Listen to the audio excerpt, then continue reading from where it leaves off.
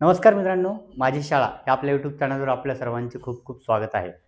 मित्रांनो, सध्या जी third TET दिलेले जे सर्व काही अभियोग्यताधारक आहेत, सर्वप्रथम या सर्वांचं खूप खूप अभिनंदन. ते आता या शिक्षक भरती प्रक्रियेमध्ये इथून पुढे सामील होणार आहेत. परंतु मित्रांनो, प्रॉब्लेम असा झालेला आहे की ज्या दिवशी ज्यावेळेला टेट 3चा निकाल लागला आणि स्कोर सगळ्यांना आपला आपला पाहता आलेला आहे, तर त्याच्यामध्ये बऱ्याच विद्यार्थ्यांनी या ठिकाणी शंका उपस्थित केलेली आहे. तर मित्रांनो, ती शंका अशी आहे की बऱ्याच विद्यार्थ्यांनी पेपर टेटचे जे पेपर आहेत हे डबल डबल, दोन दोनदा, तीन तीनदा अशा प्रकारे दिलेले आहेत. तर मित्रांनो, नियमाप्रमाणे हे चुकीचेच आहे.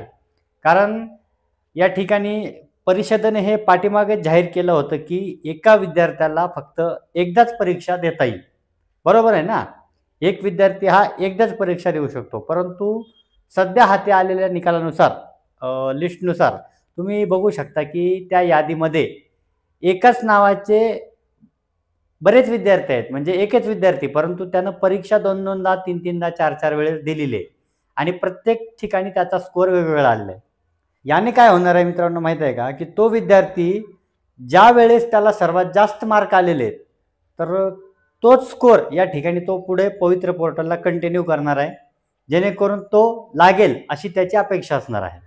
परंतु मित्रांनो, या ठिकाणी मला असं वाटतं की याच्यामुळे ज्यांनी फक्त एकदा ही परीक्षा दिलेली आहे आणि एकदाच स्कोर मिळवलेला आहे, अशा त्या सर्व अभियोग्यताधारक विद्यार्थ्यांवर या ठिकाणी अन्याय होणार आहे. यामुळे आता इथून पुढे काय केलं पाहिजे? तर मित्रांनो, एक गोष्ट लक्षात घ्या की आता या स्कोरवरच तुमची शिक्षक भरती, जिल्हा परिषद भरती, संस्थांची भरती या ठिकाणी होणार आहे. तर तुम्ही वेळीच जागरूक व्हा आणि याचा खुलासा तुम्ही शिक्षण परिषदेला विचारा, तिथे जावा, त्यांना आंदोलनाच्या माध्यमातून या विद्यार्थ्यांचं तुम्ही काय करणार हे या ठिकाणी विचारा आणि सर्वांच्या मते या विद्यार्थ्यांवर कार्यवाही ही नियमाप्रमाणे झालीच पाहिजे. जेणेकरून तुमच्यासारख्या प्रामाणिक अभियोग्यताधारक विद्यार्थ्यांवर या ठिकाणी अन्याय होणार नाही.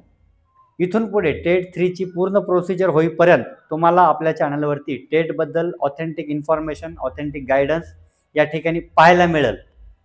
त्याच्यामुळे आपल्या माझी शाळा या चॅनलला लाईक, शेअर आणि सबस्क्राईब करायला मित्रांनो, अभियोग्यताधारकांनो विसरू नका.